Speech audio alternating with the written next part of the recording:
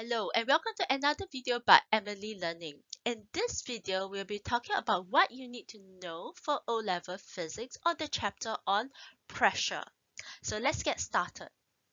To find out what you need to know, the best place is to look at the O-level syllabus. Okay, so here we are at the O-level syllabus and I have scrolled to the portion on pressure. So let's see what we need to know. Okay. So in this chapter, you need to be able to define pressure. Pressure is the force acting per unit area.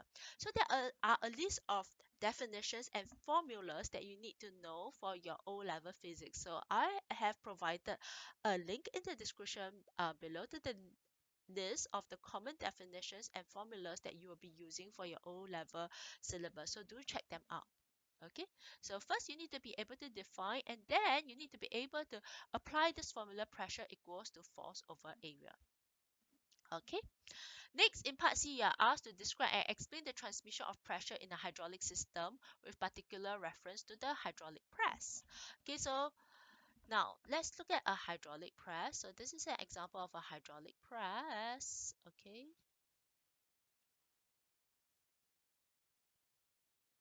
so let's assume that what is inside here is a liquid. Oops. Okay.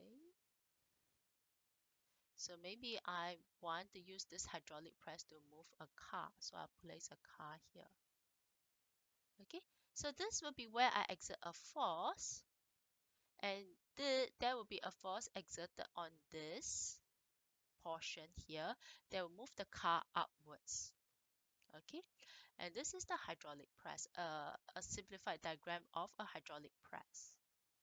So what you notice is at this okay, and this is a liquid. Okay, so now with this diagram, what you need to know for a hydraulic press is that the pressure at both sides of the hydraulic press is the same. So if the force exerted here is F1 and the area of this is A1, okay, and the force here is F2 and the area is A2, this means that F1 over A1 is equals to F2 over A2.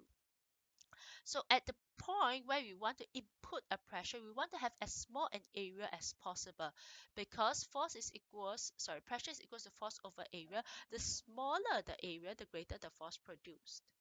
Okay, and so because I have a large pressure produced here, and I know that the pressure at these 2 points will be the same, there will also be a large pressure here.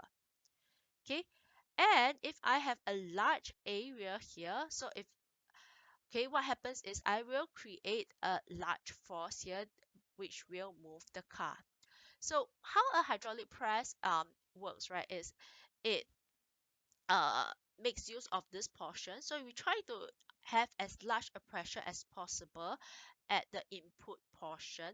Okay, so because the smaller the area, the larger the pressure. So when I have a large pressure and I know that the pressure at these 2 points will be the same, so this pressure will be transmitted to this portion. And what do I want at this output area, at this position? Well, I want to have as large a force as possible so that I can move the object, right?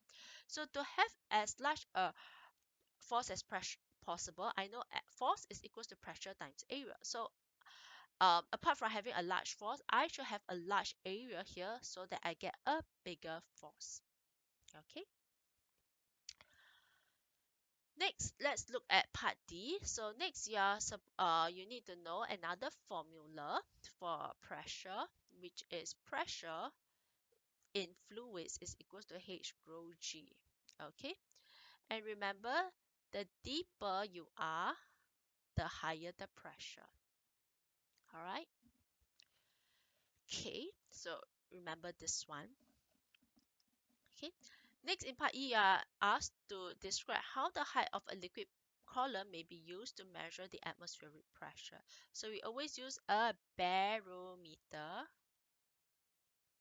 to measure pressure, atmospheric pressure.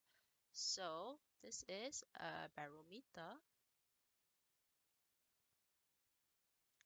Okay, usually you try to make this a vacuum. Okay, and notice this portion here is in contact with the air. So this part is at atmospheric pressure.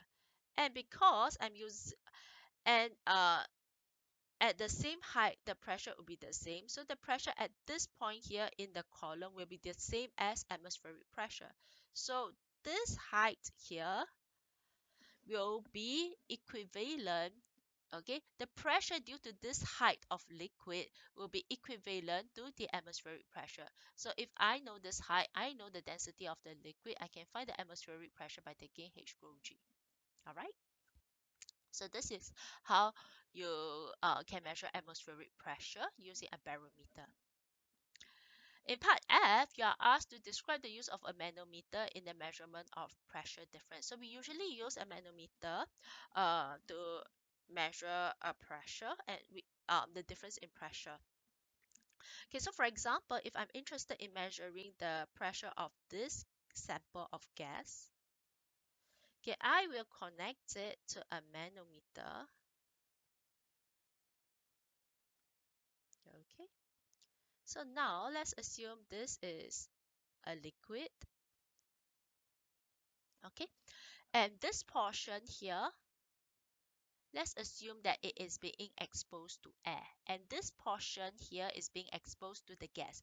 So the pressure at the surface of this liquid is equals to the gas pressure, while the pressure at this surface is equals to atmospheric pressure. So first question, which one has a higher pressure? Is it atmospheric pressure or the gas?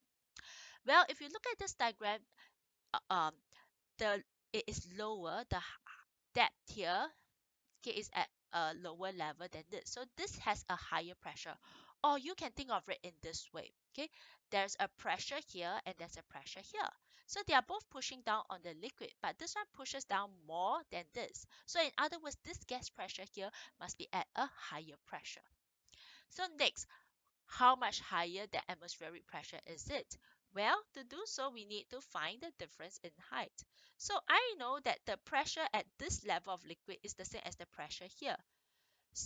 So by knowing this difference in height and the density, and by knowing the density of this liquid here in the manometer, I can find the difference in pressure between the gas and atmospheric pressure by taking this H times rho, which is density of the liquid, times G.